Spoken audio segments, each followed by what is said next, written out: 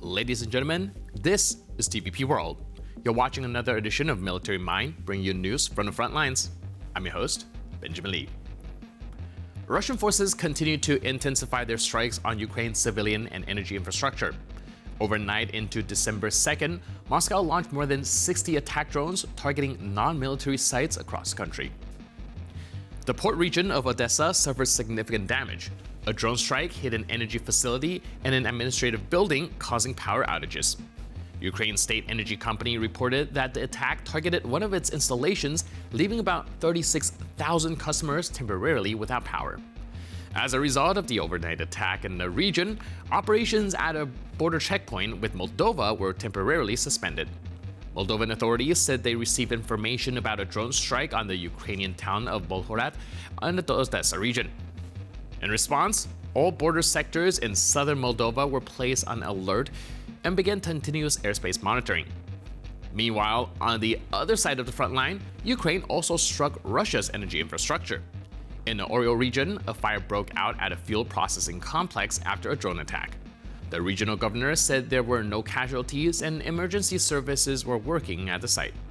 Damage was also reported in the nearby city of Livne, home to the Livne thermal power plant, the main supplier of heat and power in the area, as well as a local oil depot.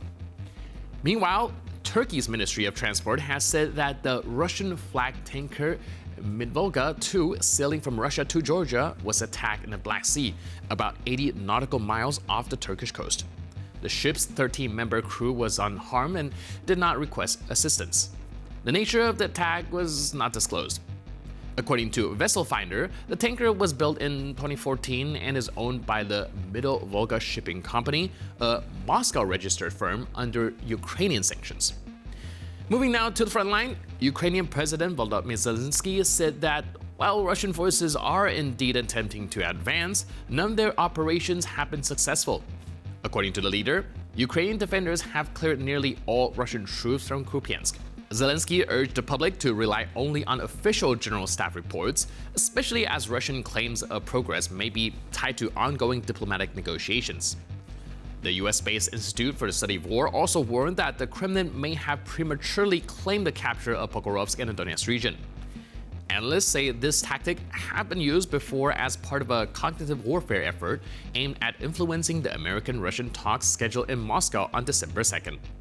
The Institute stressed that there is no evidence that Russian troops have taken full control of Pokrovsk, even after more than 120 days of fighting inside the city, and reaffirms that Russian forces have suffered heavy losses during their month-long attempt to seize Pokrovsk. In the North Slobozhansk area, Ukrainian border guards delivered a precise and extremely painful blow to the infrastructure of Russian unmanned systems. As a result, the dugouts, comms, gear, and UAV control antennas used by the occupiers to coordinate their drone attacks were completely destroyed. The operation was carried out after thorough reconnaissance and confirmation of the Russian drone group's activity at the position. The shelter where the enemy had placed its equipment served as a control center for FPV drones and reconnaissance platforms operating against Ukrainian units in this section of the front.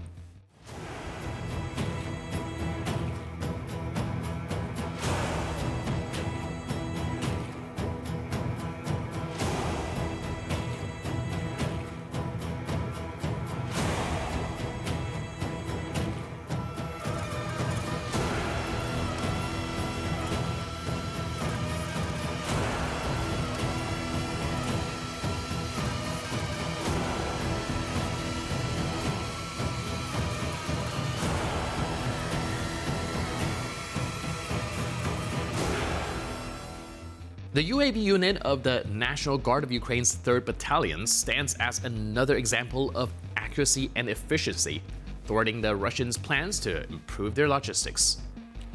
FPV pilots from the battalion detected and destroyed a Russian bridge layer, a vehicle designed to enable Russians to quickly move personnel and equipment across difficult terrain. It's a key platform for offensive operations, and its appearance on the battlefield usually signals preparation for assault or a large-scale regrouping. However, this time, the Russians' plan fizzled out before it even began.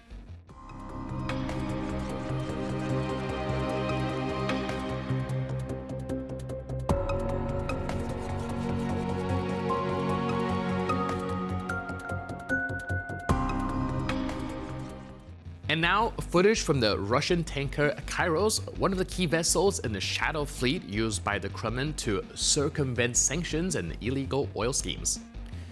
Measuring 274 meters in length, this maritime giant was supposed to transport another batch of shadow cargo across the Black Sea, but a few days ago, its route turned into a living hell. Despite the ship's size and structural integrity, the impact it suffered was so severe that the crew had to urgently fight resulting fires and try to keep the ship afloat. Footage from aboard the damaged giant speaks for itself. The Shadow Fleet is not out of reach.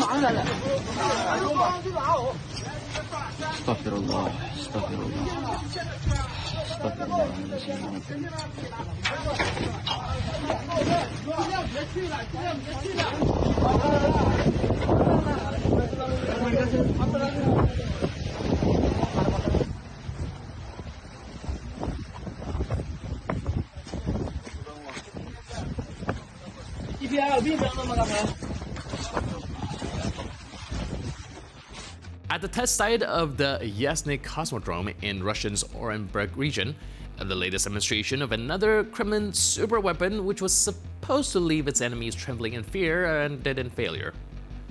The Russian intercontinental ballistic missile RS-28 Samrat, better known in the West as Satan II, suffered a spectacular technical failure during its latest launch. According to available data, the launch, which was supposed to be another breakthrough for Russian strategic forces, ended almost immediately after takeoff.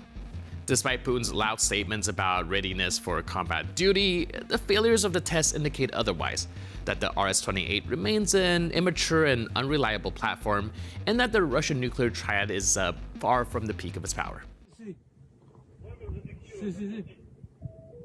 Да ну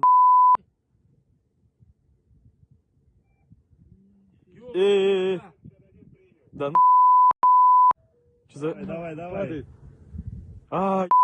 Думал, вниз полетит. Упало что-то. Да это... Взорвалась, да? В натуре? Да. Ты чё, она падает уже, все. Держись.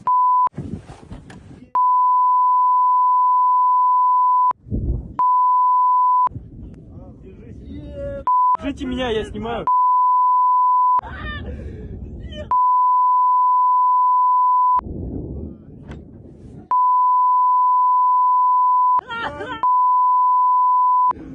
Чё, упала? Да. Упала. Бах. Защиту, бегом! Latest footage from the temporarily occupied territory of Ukraine shows how cynical the everyday life of Russian troops really is. The video shows armed Russian soldiers moving across Ukrainian land, passing by burnt-out hulks of vehicles. One of them, half torn apart by an explosion, stands off to the side, a reminder of just how deadly a regular stretch of road can be. This video offers a bleak glimpse of the reality of the occupation. Russian troops continue to move across Ukrainian territory, ignoring the danger and scale of their own losses. While they may have grown used to it, the war reminds them of itself instantly and without warning. Со слякотью едем с ПЗ. Ну, поехали, отвезли мины, продовольствие, все такое. Вот, на пути нам попалось коллеги наши. Кому за пизда? Фипевиха сожгла. Так что мы тоже тут так-то можем погореть. Ну и тут, короче, постоянно кладбище целое. Везде машины сгоревшие. О. У нас еще трос порвался, слякоть он газует вот так, переключает. Бросая газ, опять хватает руль. Гидрача нету, поворачиваем вместе на крутых поворотах. Короче, вот так дела обстоят. Ну ничего, нам вроде нравится. And with that footage, we conclude this edition of Military Mind. But for more news, update, and commentary, please stay tuned to TVP World.